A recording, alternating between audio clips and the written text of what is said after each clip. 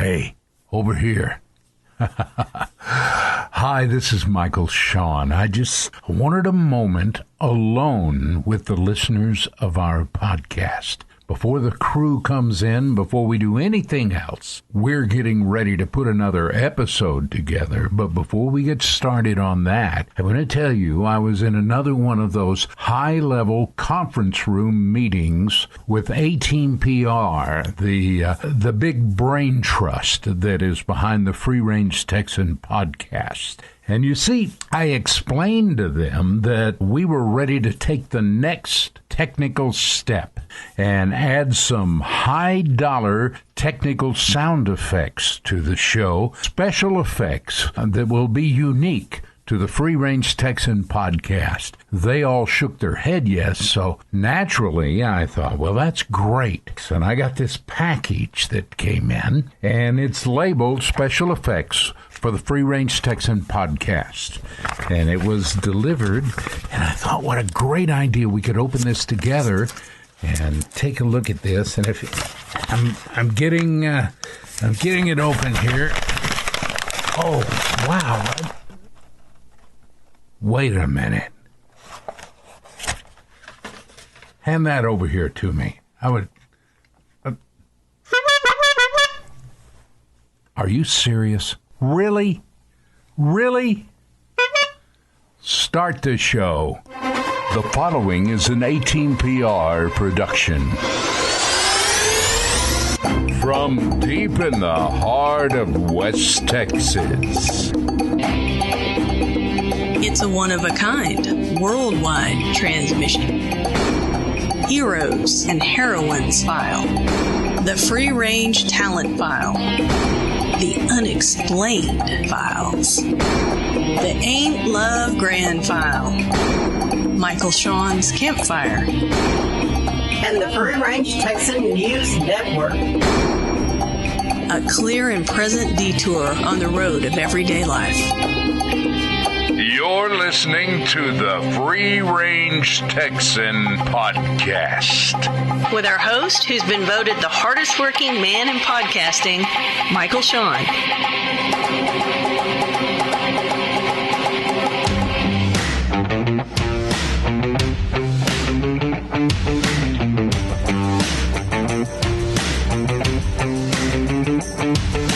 A detour on the everyday road of life.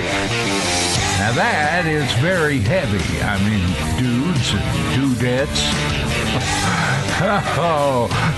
Free Range Texan podcast, episode 34. And we've got another one of those free range talent files. It's a bell ringer today with our guest, Mike Pritchard. Well, we'll be asking the tough questions like, Mike, did you eat all those snacks in the green room? Foxy the Wonder Dog, our chief of security, is set up on our perimeter and is keeping a wary eye out for strangers. That's right. Foxy has been trained to sniff for contraband of all different types. Why, just the other day, she uncovered a batch of homemade cookies, a peanut butter sandwich, and a half-eaten order of onion rings. Good dog, Foxy. It's all just another episode on the best little podcast in Texas. This episode of Free Range Texan Podcast is brought to you by A-Team PR. Thinking about creating your own podcast? Let the crew at A-Team PR help. A-Team PR is a proud sponsor and producer of the Free Range Texan Podcast. For more information, go to freerangetexan.net. That's freerangetexan.net.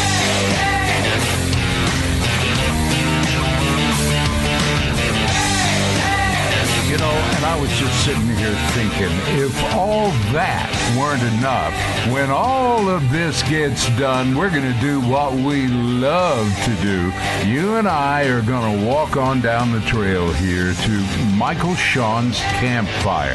And I've got a special place for you. You are invited. And we got another one of those campfire treats that I think you're really going to enjoy. Michael Sean's Campfire coming up on this episode 34 of the Free Range Texan podcast. Let's saddle up and get ready to ride. That digital recording device will travel. Listen closely as Michael Sean drags the entire podcast world behind him, kicking and screaming as you listen to the Free Range Texan podcast.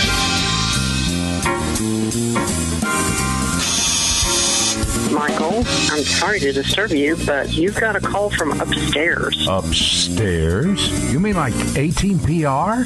Yes. Well, do they know that I'm in the middle of a podcast? Yes, but I really think you should take this one.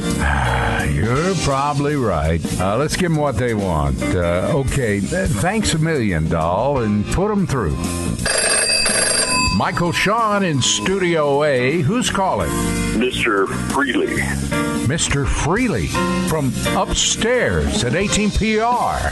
Mr. Sean, it has come to our attention Yes? that you are not promoting the social media aspects of the podcast. Oh, well, we talk about our Facebook page, and we ask them to visit our Facebook page and give us a thumbs up. You have a vast audience. You should be asking them to share on the social media about the Free Range Texan podcast. To share our podcast? What a concept. What would I do without you guys? If your audience member has a Facebook page, they should share that they've been listening to the Free Range Texan podcast. Wow. What about sharing freerangetexan.net? There's a podcast player right there, and they can see the rest of what's going on. If they have an Instagram account, they should snap a picture of it and post it. And of course, has a Twitter account. They should, within 140 characters, talk about the freerangetexan.net and the podcast. So we can be tweeted here, far, and yon. Yes. Clearly, you are part of the brain trust at 18PR, Mr. Freely. And there's one more thing that I'd like to discuss with you. What is that? We believe that you are doing a fantastic job as the host of the Free Range Texan podcast. Say again? We believe that you are doing a fantastic job as the host of the Free Range Texan podcast. Oh, shucks. So we encourage you to keep it up. Hello? Well, that was just another encouraging phone call there from the top of the heap up there. Share the podcast, will you?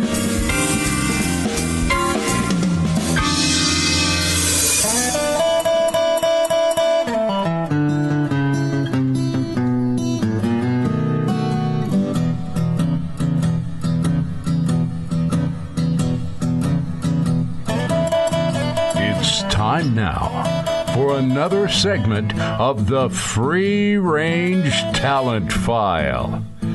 Brought to you by A-Team-PR, bringing a host of creative media production and public relations services to our exclusive list of clients. Maybe you could hire the A-Team. And now, here's the next segment of the Free Range Talent File. And I've been looking forward to this one. Our guest today, on the Free Range Talent File is none other than the legendary Mike Pritchard. Hello, Mike. Welcome to the podcast. Hi, Michael. Glad to be here. You know what, folks? Mike Pritchard is the quintessential working West Texas songwriter, musician, singer. Wouldn't that be correct? Well, I wouldn't make it as flowery as that, but yeah.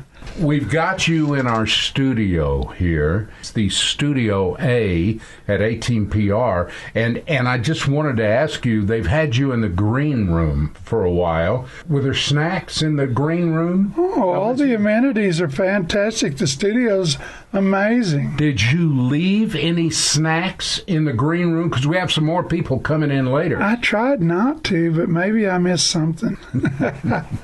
We have a tune of yours off your latest album entitled The Way I See It. We want to tell you right now that one thing you may want to do is go to freerangetexan.net and go to our blog, because we have a number of pictures of Mike Pritchard, and something that we've all noticed about Mike through the years, he is a very distinctive looking gentleman. I went to see Billy Bob Thornton a few weeks ago here in Lubbock, and he walked up to the microphone and pointed at me and said, "I'd like to thank Leon Russell for being here tonight." That's exactly right. You do look like the late, great Leon Russell, only you're sitting up and visiting with us now.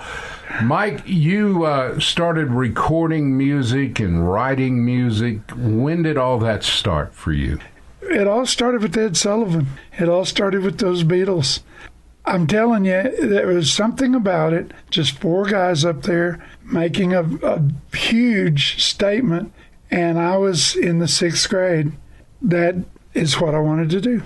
First of all, I am more of a singer than an instrumentalist. So I just learned to play enough to accompany myself singing. You know, and of course it was the things that were relevant at the time, the songs that we were listening to, but the Beatles, the Rolling Stones, the Bee Gees, that whole British invasion, and then shortly after that, the whole thing from California and Laurel Canyon and Hollywood and Crosby, Stills and Nash, the Jefferson Airplane, the Eagles, everything that was just coming out, not only with great music, but with thick, beautiful harmonies. There weren't too many people that I knew that were actually going into a studio and recording at that time. Even though we had original songs, it was really, really hyper expensive, and we were just kind of broke. You know, and the rich kids got to go in and lay their tracks down. I remember those days. Mm-hmm. Yes. Mm-hmm. Then later on, a little bit later on, the recordings started, but I've been writing songs as long as I can remember. Me and my grandpa, Big John, we used to send each other poetry. And he was, of course, maximum redneck, an old guy from Lubbock that was a part-time professional wrestler and a part-time bootlegger and a full-time painter. Now, wait a minute. Hold on just a second. Let me interrupt you for just a second. A part-time wrestler, part-time bootlegger, and he would send you poetry. Yes. And he was the toughest man I ever knew, but he wrote these beautiful poems. And we would send them to each other. And sometimes we would jab each other with our poetry. And, so it was so much fun. So it was kind of a lyrical thing. And my mom and her sisters were all trained pianists, and I did not want to learn the piano. I wanted to be a rock star. I wanted to play the guitar. I wanted to sing and tell my story and charm girls. And that's definitely where your talent was, that and writing music, creating music. You mentioned an ex or two when we were visiting a while ago before we came on, but you apparently found a keeper. You're married now to someone that is very special. The good Lord has been good to me, because I was married young, very young, too young to get married. So I always said I did tribulation in that situation. I got married in 72, and in 77 I became single again. And I was having so much fun playing music, and I just, I was just going out with a lot of different girls. I was just having the time of my life, and swore by the stars above that I would never get married again. And then I met Tiffany, and it was all over. Love had captured another fool. For folks who don't know, Fat Dogs in Main Street Saloon back a couple of decades ago were staples in the West Texas area for live music, which at that point there was not that many stage opportunities in night spots around West Texas, and those were two of the most popular and known, and a lot of people nowadays know each other from back in those days. Well, see, yeah, and that's where I met people like Delbert McClinton and Stevie Ray Vaughan, and then a lot of the blues artists like Albert Collins and Coco Taylor and Lonnie Brooks and people those like people that. You would be sitting in a place like Stubbs, the original Stubbs Barbecue, and place like that, and people like that would just walk in and pick up a guitar and sit out on the stage and start playing. And at first, nobody knew who they were. No. Because it wasn't like we had music, television, and social media and all that kind of thing. We didn't realize that was Joe Ely, or that was Delbert McClinton, or that was this person or that person that was suddenly just on the stage singing, and it was never even announced they were going to be there. But that stuff used to happen all the time. Oh, yeah, for sure it did. In fact, one night I was doing a solo at a place called S&J Oyster Bar. But anyway, so I ran up and I jump up on the stage, and I looked up, and right in front of me was Stevie Ray Vaughan and Double Trouble. Holy smoke. Chris Layton and Tommy Shannon. About 2 tables over and just back was J. Boy Adams and Charles Harris. Oh, my. They were sitting over there. And then off to my right was Rusty Weir and his entire band. Well, I just about died. Yeah. What do I play right now? And they're traveling from somewhere to somewhere and decided they just had to stop. There's all these people sitting in front of you. So, yeah, sometimes you are a little blindsided by who's there, who's in front of you. Yeah. Well, would you say that it has always been kind of a tough thing for musicians to play in front of known musicians? Oh, it changes the game a lot. It's just like, okay, probably my biggest hero that I personally know is Joe Ely. Mm-hmm. And I think Joe is just amazing. I think he absolutely. He has so much charisma, and he just sucks it out of people. Even still. Yeah, even still. Yeah, yes. even with his quiet little solo gigs that he's doing now. On a number of occasions, Joe's come in when I was playing, and it immediately, you perk up and you think, I better step it up here a little bit, and that's fun, though.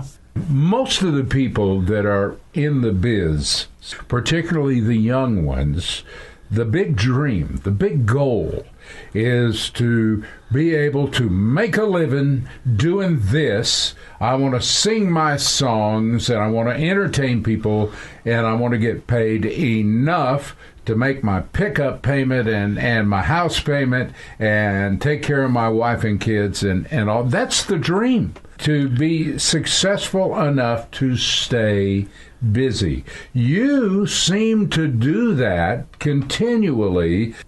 Well, I'll tell you one thing that helped was when I trimmed it down to just playing by myself. And the thing that I've always noticed about you, and I want to be careful the way I say that, it's okay for me to say you're in your 60s now, and you've been a professional all of your adult life, from what it sounds like to me. You still look good. I mean, people can go to freerangetexan.net and click on the blog, and there's an article that we've got up about Mike Pritchard. And one thing that you will notice, he still looks good. And whether you're out with a date or taking your wife somewhere, you don't enjoy someone on stage that is dressed like they were working in the yard right before they came up and got on the stage. And you see actually a lot of that now. You see way too much of it. And you were never that way. You always have this look that is quintessentially Mike Pritchard, but it is a good look for a performer to have. There is entirely too much disrespect that a lot of the local artists are paying their audiences by doing that.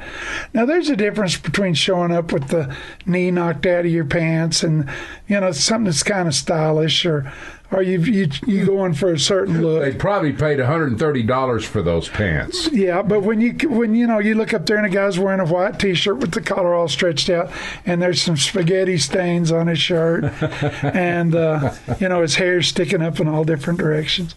My mom always told me, she said, always try to look your best. Do the best with what you've got.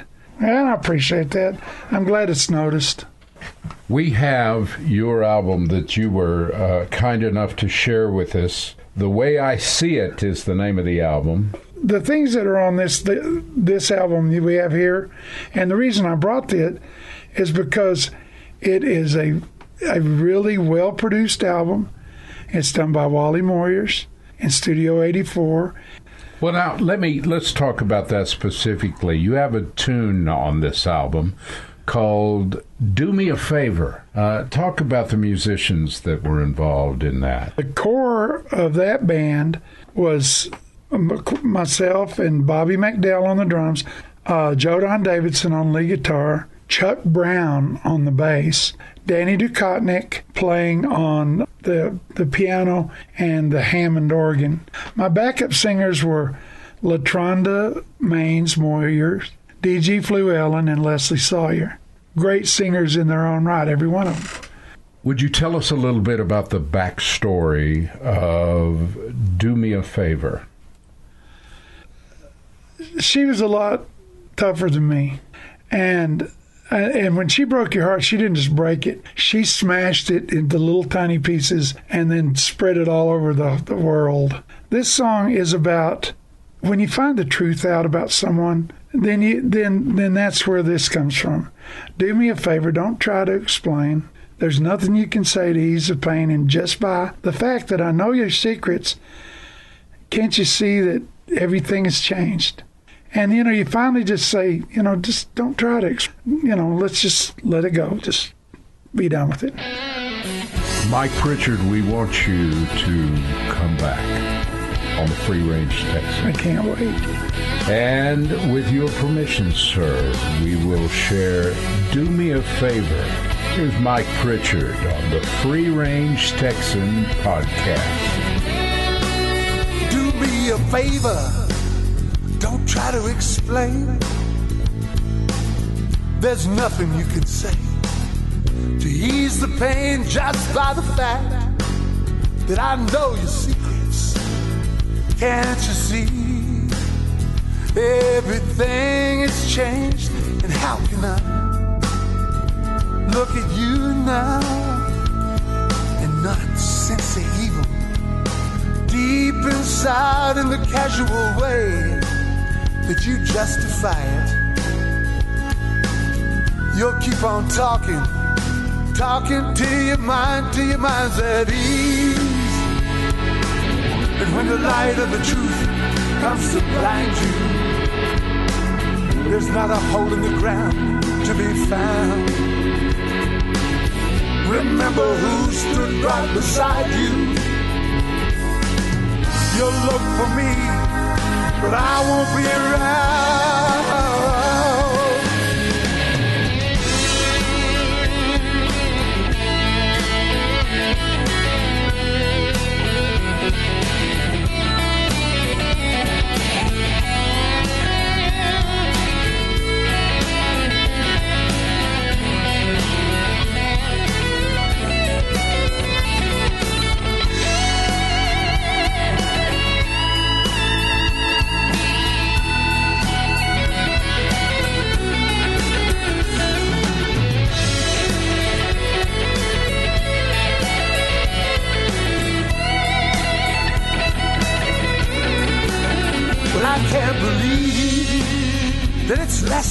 long. We've become strangers in our own home, and look at the way that we treat each other. It's like a police action. It's not even a war. So I'll say goodbye now and wish you the best. We're both better off, but nevertheless, thanks for the loving.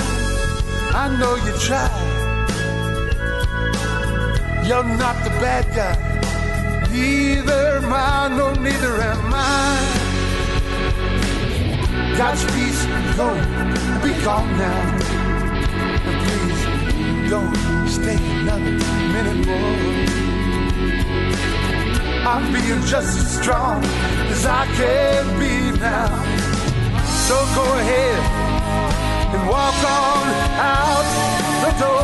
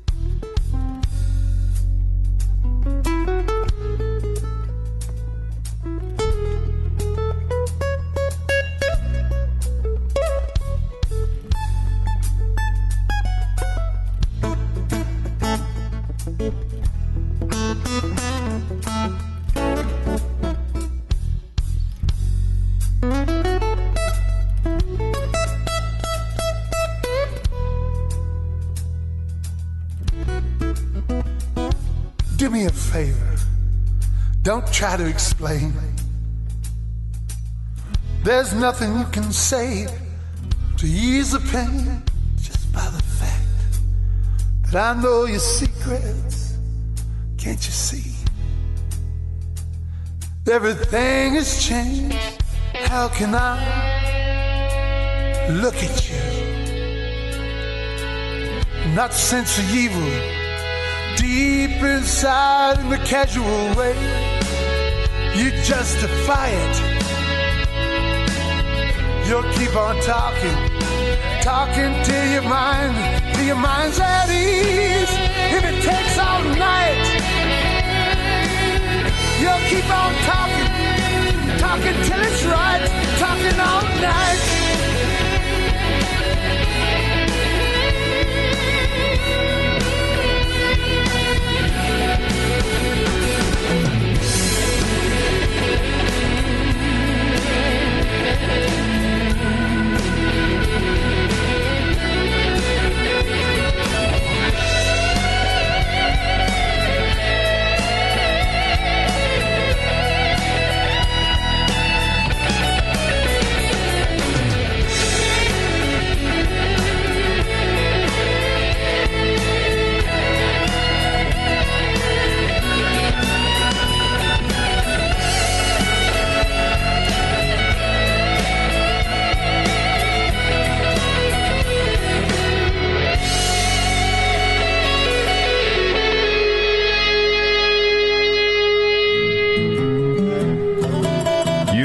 listening to the Free Range Talent File.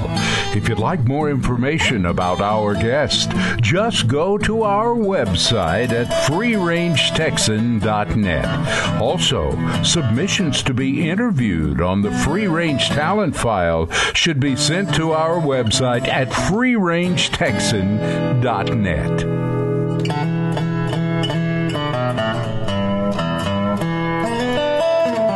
It started as just a dream, from which grew a vision.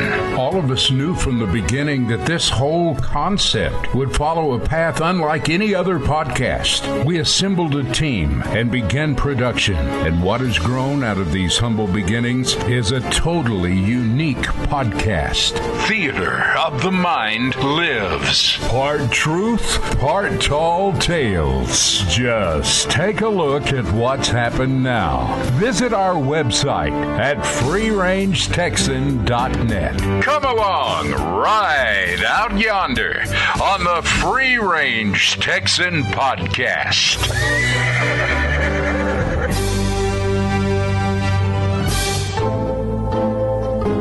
Hello, this is Michael Shawn. Come have a seat at our campfire. This promises to be a good one. Special thanks to Wesley Treat, Heather Shade, and Rob Riggs. All three helped inspire this story. And their book, Weird Texas. It's weird, but a good coffee table book. Anyone who has grown up in the San Antonio area has heard about the Donkey Lady. Back in the 50s, a young woman had been in a fire, so the story goes, the same fire she lost her 2 children.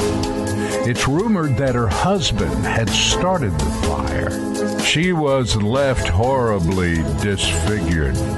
Her fingers had fused together, among other things, leaving dark stumps or what looked like hooves. Disfigured and insane, she stayed mostly in rural areas of Bexar County and terrorized anyone who approached her. Children were told that if they stayed after dark, she would pounce on them, ripping and chewing. Well, you get the idea. After a time, there was an area and a bridge named for this legend. The Donkey Lady Bridge crosses Elm Creek on Applewhite Road about 4 miles north of Loop 1604 on the south side of San Antonio, Texas. In late 1978, while I was at my best friend's house, 2 of our buddies and their dates for the evening showed up looking for something to do. Now, that in itself wasn't unusual, and it was not an unusual thing for the group of us to good-naturedly send our buddies on a wild goose chase now and then. My friends and I looked at each other, and both of us noticed the twinkle in our eyes. We suggested that they visit Donkey Lady Bridge, a favorite late-night destination that was a bit on the spooky side. They agreed and were soon driving out of sight. My friend and I stayed home. About 6 hours later, their vehicle came screeching up into our driveway, but with only one occupant. Assuming he had taken the girls home, we went out to greet him. What we found at the car was something I'll never forget. The windshield was cracked and almost shattered. The front of the vehicle was dented, and there was what appeared to be blood all over the hood.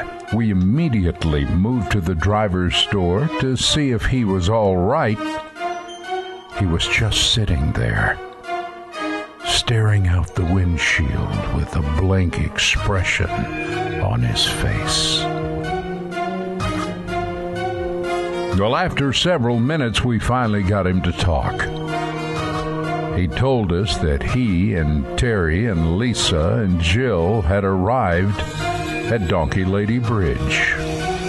They began to honk their horn and call for the Donkey Lady, and then, according to legend, this is how you're supposed to get her attention. After half an hour or so, none of them had seen anything. Boys being boys, they decided to walk with their dates into the woods to look for the Donkey Lady themselves. What happened next was truly remarkable, and if I hadn't known my pals all my life and seen the car myself, I wouldn't have believed it. While walking in the woods, they felt as though they were being watched. Then, suddenly through the dark woods around them, they saw a pair of eyes reflecting the glow of the full moon and looking at them. The girls panicked and began to run back to the car. The two male counterparts were quick to follow. Before they could reach the vehicle, though, they heard a horrible scream, which was heard coming from the woods.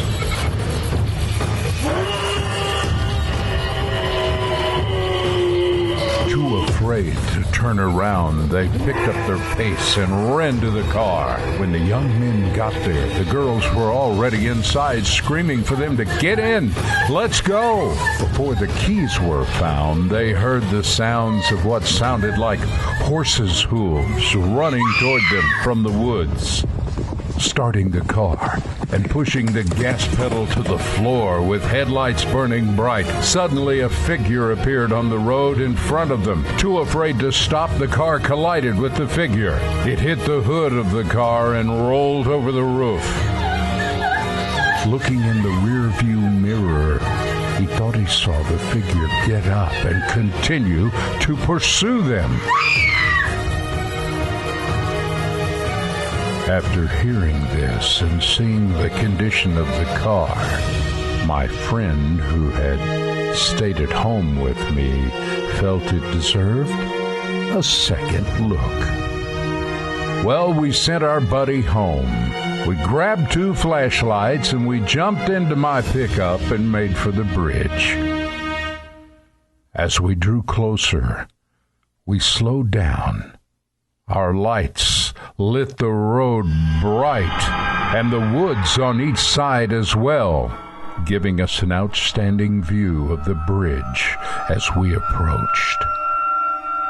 The first thing we noticed as the bridge drew closer was the large amount of blood on the road. This was the only evidence that we could find of the incident that we had just heard about. Upon our investigation of the woods on foot, we discovered what seemed to be several tracks of an unshod horse leading to the road.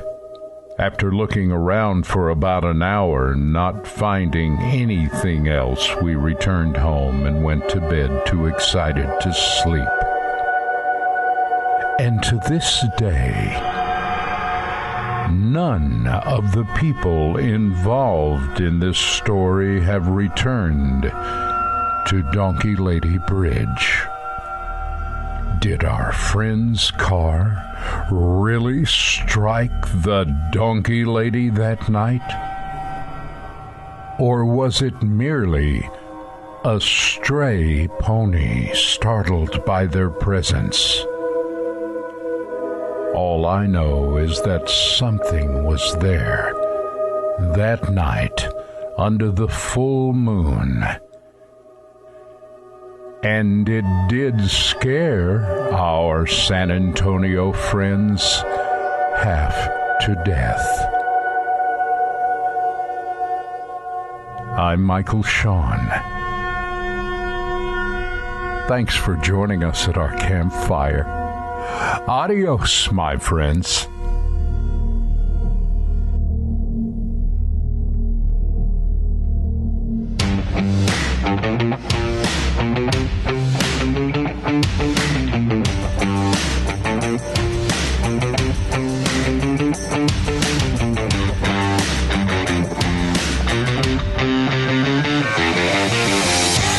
Well, now I suppose of you will want to borrow my lantern to walk back out to your vehicles. Campfires sort of do that sort of thing too. We are being touted as the best little podcast in Texas. You got to know that puts a grin on our face. It seems as though our campfire portions of the show are a growing reason for that. We are grateful. Man, oh man, oh man, oh man, where does the time go? This pretty well puts the wraps on another day of slaving behind a hot microphone. Big thanks to Mike Pritchard for being on this show. And of course, extra snacks next time he's in our studio. And please, would some of you be so kind as to share our podcast? And visit us on freerangetexan.net. Take 'em home, sweetie pie. Thank y'all for listening to the Free Range Texan podcast, produced at A-Team PR Studios out yonder in West Texas, with our host, who's been voted the hardest working man in podcasting, Michael Sean. Feedback or submissions to our program can be submitted on our website, freerangetexan.net. That's freerangetexan.net. This is Sweetie Pie on behalf of Michael Sean and the crew here in Studio A, where we're all looking forward to spending time with you on our next bi-weekly episode of the Free Range Texan podcast. Y'all come back now. You hear?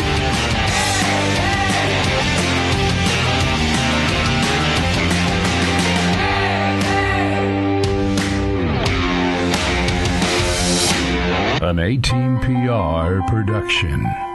End transmission.